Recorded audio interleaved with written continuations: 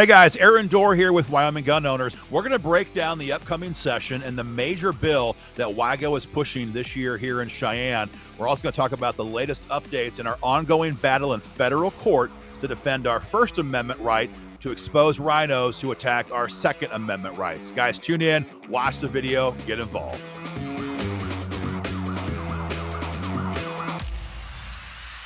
Hey guys, Aaron Dorr here with Wyoming Gun Owners. And as everyone probably knows, session begins here in Cheyenne. It's going to be a big one in our fight for gun rights. I'm going to talk about where things stand in the fight for gun rights here locally, and also give you guys a major update about WYGO's federal lawsuit against the state of Wyoming over their unconstitutional anti-First Amendment campaign finance laws that were designed to muzzle us, guys. Major update in our federal court battle as well. So stay tuned for both of these. When it comes to legislation, I think it's, well known to every one of the WYGO members that Wyoming has things pretty good when it comes to the fight for gun rights. Yeah, we got hosed last year on a fake SAPA bill, which does not provide any real protection. But all in all, when it comes to most states, we have solid laws here because WYGO members passed constitutional carry. WYGO members have passed stand your ground law, and we've defeated every version of Republican introduced gun control in this state going back for almost 15 years. The problem that we're facing going forward is, on the one hand, rhinos and Cheyenne. It's an ongoing problem, but the real problem that we have going forward is a behemoth federal government that is devouring all of our money and all of our freedoms into its mouth. And what we're going to find here in 2023 is a major renewed effort to see some form of red flag gun seizures pass into law in Wyoming and other red states. So the context on this, we've crushed these bills for years. WYGO members know this. The rhinos pushed for fixed NICS 2 years ago, or 3 years ago. That was kind of a red flag gun seizure light. We annihilated that bill. They had to withdraw it days before session began. And every one of the rhinos who backed that were destroyed in the primaries by WYGO members. It was an epic battle. It was great. We crushed. But it's a different dynamic now. Don't forget, in last year's Congress in Washington, D.C., Joe Biden passed a major gun control bill, which allocated $750 million into his hands to use to bribe the states to pass red flag gun seizures. And so he literally is sitting on $750 million, and there's no parameters. The DOJ may come and offer $10 million. Could be $20 million. It could be $50 million to Wyoming to try to tempt the rhinos into passing red flag gun seizures. We have not had this dynamic before. For the DOJ right now, the red states have, for the most part, there's some exceptions, for the most part, drawn a line in the sand and said, we're not going to entertain red flag gun seizures here. But with session beginning tomorrow, if we have, God forbid, a major mass shooting anywhere in America in the next couple of months, and the DOJ liaisons are here in Cheyenne waving the proverbial check in front of our state government, anything is possible. Anything's possible. And so as we look to this fight going forward, there's two ways that WYGO can approach this. The first is defensive, and we'll do that. Any bill that is filed to enact red flag laws, we will crush that to the best of our ability. WYGO members will be slamming the lawmakers who are pushing that. That's one option. But the other option is to go on offense before a bill like that is filed in the first place. Frankly, that's our preferred tactical position. So WYGO is having a major bill filed this year by State Senator Dan Larson, and the primary goal is to outright ban red flag gun seizures here in Wyoming. Now, I want to be clear on this. There is no state in the country that has this law on the books. But in 2023, you're going to see probably a dozen or more states try and do exactly this. Because we all know that rhinos are always going to be tempted by federal money. And if we have, like I said, God forbid, that mass shooting, that shooting plus that money might lead to a disaster for gun rights. So we're going to go on the attack. WYGO's bill up front will state that red flag gun seizures are illegal here in Wyoming, and that Wyoming law enforcement may not enforce them, whether they come from the legislature, whether they come from the governor via executive orders, whether it comes from the federal government through legislation or executive orders, or whether it comes from judicial decrees. They may not enforce them. And we're defining red flag gun seizures very simply. It is any order, law, regulation, mandate, what have you, that orders the confiscation of someone's firearms when they have not been convicted of a disqualifying offense in court. If they don't have that conviction, they cannot lose their gun rights. So this is our attempt to go on the attack, on the offense, and say that here in Wyoming, we prize our gun rights, we prize our due process rights, and we're going to ban red flag laws. So it's pretty easy for a lot of the politicians here in Cheyenne to say, oh, I support Second Amendment and I oppose red flag laws. This will be their chance to put their money where their mouth is. We want to ban them in this state. And again, to make sure that this law is enforced, we're going to have civil penalties built into this bill. So if the Cheyenne PD, for example, gets a federal executive order that mandates a red flag gun seizure process, and they go to enforce those against you, you could take the PD into civil court for damages. The same bill verbatim is being filed in other red states across the country, places like Georgia, places like Iowa, places like Idaho, places like Missouri, places like Ohio. We're going to see a major push in the red states this year to ban red flag gun seizures. We need this because what we're seeing more and more, besides the feds shaking that money, is we're seeing gun control by judicial fiat. And it's an ongoing threat. It's a growing threat to our gun rights in Wyoming and across the country. And we need to have a process in place that restrains this. It's getting out of control. We all know that. So again, if there has not been a conviction for a disqualifying offense, a gun owner cannot have their firearms confiscated. That's what our bill would do this session. Very proud to see Senator Dan Larson lead this fight. We're going to have links throughout this session, how you guys can help us, petitions, phone calls, emails, the full program. Stand by for that. That fight begins tomorrow morning here in Cheyenne. The next thing, though, is our ongoing federal court battle with the state of Wyoming. Now, there's been some changes on this. I mean, I'm going to kind of back up and paint the scene here for those who are not aware of what we're talking about. There's been a lot of changes between when this case was first brought about to where things stand today. So you have to wind your mind back to 2020. It's actually 3 years ago now, to the primaries in 2020. Like I said, the very same rhinos who were pushing for fixed NICS, mental health gun control, and waiting periods here in Cheyenne were exposed by Wyoming gun owners with extreme effect. We used digital ads. We used radio ads. We used email. We used direct mail. We may have used texting back then. Not quite sure. We sure do today. And we exposed all of these cast of characters who were trying to attack our gun rights, our Republican pro-gun friends here in Cheyenne. Senator Von Flatteren, Representative Dan Larson, Representative Bill Pownell, and a whole bunch of others were exposed for being complicit in these ongoing attacks against our gun rights. And you guys know what happened. WYGO members and other gun owners destroyed them. Epic victories. You had Von Flatteren lost like a 65-35 race. It was a embarrassing, humiliating defeat for a bunch of these powerful rhinos here in Cheyenne. Of course, we were overjoyed. We love nothing better than passing gun bills and exposing anti-gun rhinos. We love them almost equally. And on election night 2020, it was a fun night here at WYGO.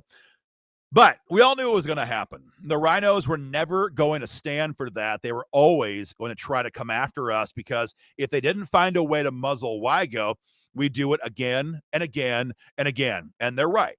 They're right. So within a matter of weeks, there was a complaint filed by the Chamber of Commerce, they're called, here in Cheyenne. At that time, the board chairman on the Chamber of Commerce, or at least the most previous chairman, I'm not sure which one it was any longer, was State Senator Tara Nethercott, the chairwoman of Judiciary, longtime nemesis to gun owners and gun rights here in Wyoming. Quite the little conspiracy. So the Chamber of Commerce files a complaint with the state of Wyoming, claiming that we were in violation of campaign finance laws because we did not disclose our donors to the Secretary of State. Now, from WYGO's perspective, this brand new law was utter and complete BS, totally unconstitutional. And frankly, the law was so muddled, nobody actually knew how to comply with it in the first place. But what was unique about this was the very first time we ever heard about it was when a reporter from the Riverton Ranger called us and said, "What is your comment on this new complaint?" And I'm like, "What are you talking about? It wasn't filed. It wasn't public. It was leaked." That was the very first sign that we had here at WYGO. This was a hatchet job coming from all the insiders in Cheyenne. From there, as you guys probably know, the former Secretary of State, Ed Buchanan, who is now the Honorable Judge Buchanan, Ed Buchanan came to us through his office and said, basically, you can either A, pay a fine, or B, what we really want is a list of WYGO members. We want WYGO donors. Input their names and addresses and their donations into our database, and you'll be okay. You guys all know what happened. We told Buchanan to go to hell, and we told him we would not ever disclose our donor names. And from there, we paid his First Amendment tax, a fine of $500. And I think for a lot of the rhinos, certainly for Ed Buchanan and Bridget Hill, our august Attorney General, they thought that, well, there, WYGO got him a cry uncle. They paid the fine. Done deal. We won. They lost. It's over. But I don't think they ever expected WYGO to do what we did next, because days later, maybe it was the next day, I can't remember, like the very next day, we turned around and sued Ed Buchanan, Governor Gordon, AG Bridget Hill, and all the SOS support staff in federal court, alleging a constitutional violation of our First Amendment right to criticize our government. I'm not a lawyer. The exact nuances I can't get into. But again, their campaign finance law was, in our opinion, a violation of our First Amendment rights. And we said there's no freaking way that we're going to give you a list of our members. As you guys probably know, this case it took a long time to go through the process. It always does in federal court. But last session, we were in we were in Casper for federal court hearings on this. Our legal team was there. The state's legal team was there. Ed Buchanan did not want to show up. He hid in shame, but his team was there, and oral arguments commenced. As you guys remember, we won that case. And the federal court judge in Casper said that Wyoming's campaign finance law was unconstitutional. It was a First Amendment violation, and it was hopelessly vague, and no one knew how to comply. Complete victory. We were very pleased with that. The judge in the case, though, limited the relief to WYGO. And what that means is his order that says this is not applicable only applied to Wyoming gun owners.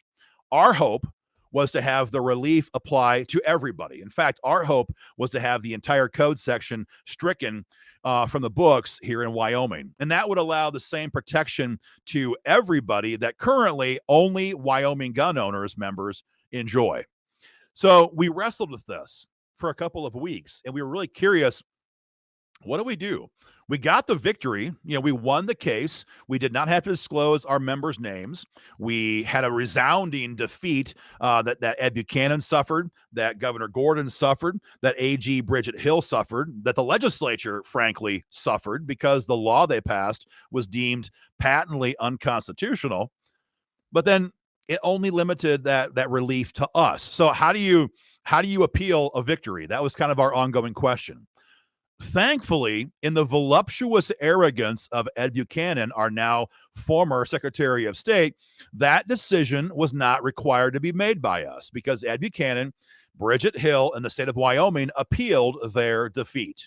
And the big news I'm proud to announce right now to WYGO members is that on January 18, at 9 o'clock in the morning, the 10th Circuit Court of Appeals in Denver is going to be considering this appeal from the state of Wyoming. And now, of course, you can never predict what's going to happen in court. I'm not going to do that here either. But I will say this. The 10th Circuit is well known in the legal circles as being very favorable, very, very friendly towards the First Amendment, especially in the areas of campaign finance law. We have seen some major Supreme Court cases on this over the last year and a half as well out of California that only shifted this space to the right in support of or in defense of donor anonymity at election time. And so, again, you'd never predict an outcome in circuit court or any court for that matter, but we are very confident that we might receive a very favorable ruling here. And again, I'm not a lawyer, so this is a bit above my pay grade, but this is the 10th Circuit. So decisions that they arrive at are not just binding on WYGO, not just binding on Wyoming, but this precedent then, this is binding on all of the other states that are within the 10th Circuit Court of Appeals. So the stakes are very high here, and we're very pleased to be winning this, or to be taking this fight to this level. If we win this, the court then has the same prerogative that the judge had in Casper.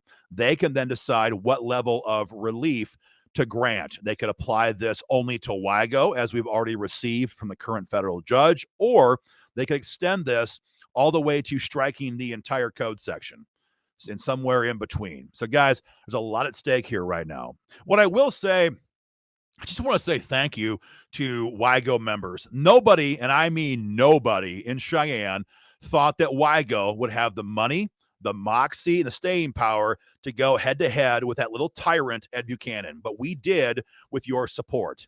Nobody thought that we would ever find the way to sue them in federal court. But with your support, we did that too.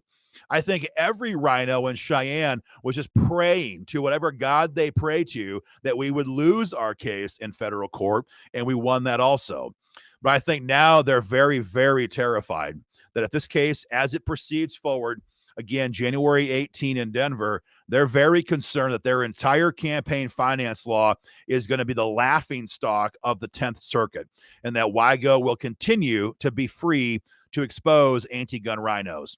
As you guys probably remember, we already have that freedom because of the earlier ruling in Casper, and we used that freedom to great effect in the primaries just last year. Liz Cheney is gone. Drew Perkins is gone. Other rhinos in the legislature are gone. Senator R.J. Cost is gone. These are all anti-gun rhinos who had voted against your gun rights time and time and time again, that WYGO took extreme privilege and extreme pleasure in exposing. And again, because of that educational efforts, you guys have crushed their careers. I just can't thank you enough. It's your support, your donations, and your tenacity, the ongoing, relentless support of this organization that has put us in this position where we are right now today. So, guys, again, session begins tomorrow. It's going to be a major, major effort on our part to ban red flag laws, but we also must maintain that fight in federal court. Thank you so much for all your support to date. Beneath the video, you're going to find links to renew your membership. You're going to find links to donate to our ongoing legal battles and legal bills. Hit the links, join the fight, renew your support, guys, and we'll keep you informed. Take care.